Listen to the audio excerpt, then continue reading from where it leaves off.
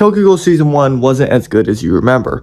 Now, since the 10th anniversary of Tokyo Ghoul's anime recently just passed by, I thought I'd take it back, a step back, and look at the first season of the anime to judge and tell you guys how good it actually was. Because a lot of people while watching Tokyo Ghoul might enjoy the first season but then say it falls off in Season 2. Well, I'm here to tell you that it falls off way before that. Anyways, if you guys like this type of content, please make sure to like and subscribe. Leave a comment down below on what you think about Tokyo Ghoul Season 1, and let's get right into this. Now, the reason why this misconception is so popular that Season 1 was actually good and Season 2 is where it fell off was because a lot of people in the Tokyo Ghoul fandom are still anime only. Although there is a little percentage of people who have read the manga, I feel like a lot more people got introduced to the series through the immensely popular anime that aired back in 2014. Due to this and the popular notion of the manga fans saying that Season 1 was a better adapted version of the manga than Season 2 was, because Season 2 and Season 3 and Season 4 were completely dog shit, it kind of makes Season 1 look like the only quote-unquote good season. Well, I'm here to tell you that Season 1 also had its fair share of flaws and was definitely not a good adaptation of Tokyo Ghoul's manga. I feel like the only reason that people call Season 1 a good adaptation and a good season is because it's like comparing trash to shit. You're obviously not going to eat trash, but you'll rather eat trash than eat shit. You know what I mean? Aside from the shitty analogy in the last part, you guys probably get what I mean. Now, let me get into why the Tokyo Ghoul Season 1 was actually not a great adaptation, and hopefully with this video, I can change your mind. The first reason I'd like to say is details. Tokyo Ghoul is a very detailed manga. As far as I'd say, it's probably the most detailed manga that I've ever read in my entire life, and probably the most detailed manga that I've seen in the medium of entirety of manga, with a few competitors like Attack on Titan. Either way, since the manga is so detailed, when you leave out the little details and character moments that the manga has, which is what the anime does, it kind of makes the whole series seem like a shallow version of itself. Could you guys imagine an Attack on Titan adaptation with none of the foreshadowing, none of the little details that you actually like? Yes, of course, the anime would still be pretty good and well received, but I feel like those little details, that little foreshadowing, when you go back and look at those after you watch the show, when you've seen the show and it ends up connecting everything even more, it makes you appreciate the work a lot more. Which is exactly why when you take those details out of Tokyo Ghoul's anime, it really suffers, especially when you're taking out not only the details, but even the more relevant explanations on how the power system works, on how all of that mumbo jumbo stuff works. A common example of this is the black goat's egg being completely removed from the entire series. From chapter 1 of Tokyo Ghoul, it's made clear that Kaneki's favorite author is an author called Sen Takatsuki, who we end up realizing that this is also another person that is in Tokyo Ghoul and is a very important character that shows up later, but that's not really hinted at all. Either way, Sen Takatsuki's book, The Black Goat's Egg, is an egg that is described in the first chapter, which actively foreshadows Kaneki's entire journey throughout part 1 of Tokyo Ghoul, and would have foreshadowed his entire journey throughout Season 1 of Tokyo Ghoul if they had actually included it. Not to mention just The Black Goat's Egg, but I think almost all of Eto's books are completely out of the goddamn narrative of the anime of Tokyo Ghoul. It's almost like the animators looked at it and they're like, you know what, this isn't important at all. It's not like it's going to add any more depth to our story and help it make more sense and give it just some more it factor. But I guess, you know, we're just going to leave this out and go straight to the fight. Another common example of this would be the fact that, bro, quite literally, the Kagane explanations on how which Kagane is stronger than which one and which one is the type to fight this one is completely left out the anime. That's not shown. And I know you guys are probably wondering, what are you talking about? I'm going to flash up on screen right now.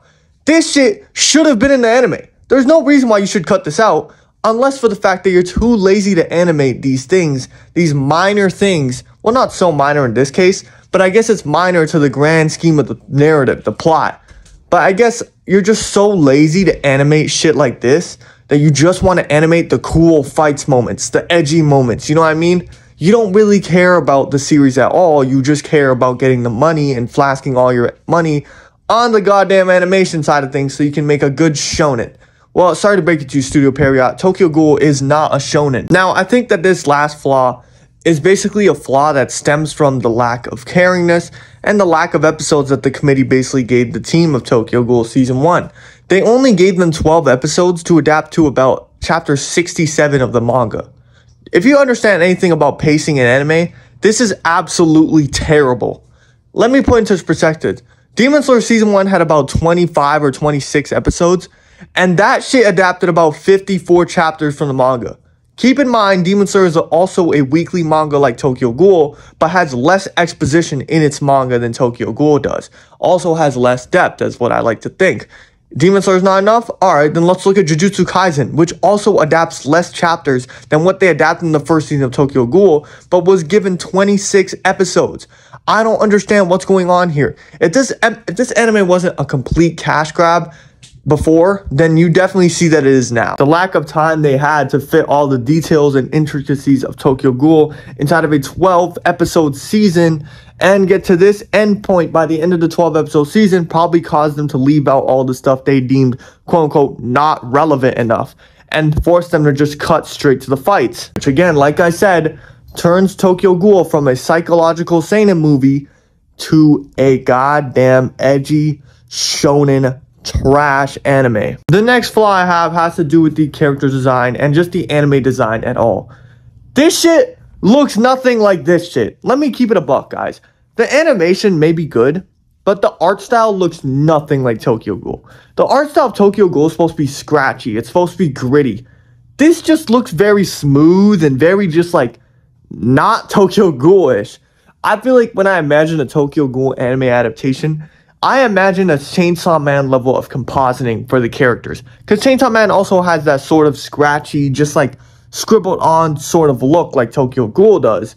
But the thing with Chainsaw Man is, they got fucking Mappa and we got freaking Studio Period back in 2014.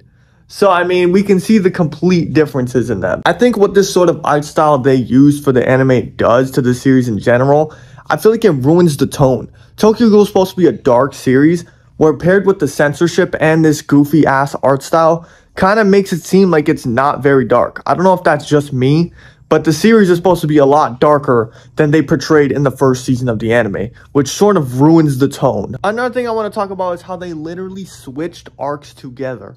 If you guys didn't know, in the anime, they kind of switched the Dove's Emergence arc and the Tsukiyama Shu Gourmet arc like around, and what that really does is switch the goddamn development like Kaneki goes through the manga, because in the Dove's arc, Kaneki goes through that first to know where he actually belongs, which is why he finds out that he is the balance between ghouls and humans, and he's the only one in the entire world that can make them both see together. That's the development he usually goes through in that arc. Now, in Tsukiyama Shu's arc, he starts training and gets more physically stronger, which is why he ends up actually helping Nishio. It kind of makes no goddamn sense when Kaneki doesn't even fucking train in the Tsukiyama arc. And he's able to beat ghouls all of a sudden. He doesn't even train, he's able to beat ghouls all of a sudden. Like, it's just a mess. I'm not gonna lie. This anime was just a mess from start to finish. To end the video off, I'm just here to say, guys, Tokyo Ghoul Season 1 was not as good as you remember. From the edgy feel to the lack of nice character designs, quality equal to manga, to the shit pacing, to the lack of details, lack of explanations. Bro, this anime adaptation was not a good anime adaptation. Now, if it wasn't adapting from the manga, do I think that people would like this? Yes. I feel like people who don't know from the manga, which is why I said before, people who haven't read the manga, they might like the anime depending on who you are. But that's only because they don't know what they're missing out on from the manga. They don't know if this is an adaptation or not. Once they look at the adaptation attempt from the manga, they actually see that this shit is just trash compared to what we should have gotten. And it's sad because Tokyo Ghoul was supposed to be one of those big mainstream animes that pushes anime into the mainstream, which it sort of still was, even with this trash adaptation. But imagine if it got fully adapted from the manga with the hype going on. I feel like Tokyo Ghoul would have been big enough to rival Attack on Titan's levels of hype. Anyways, let me know what you guys think down below in the comments. I'm going to be reading all the comments as usual. And yeah, man, I hope you guys have a great day. Goodbye.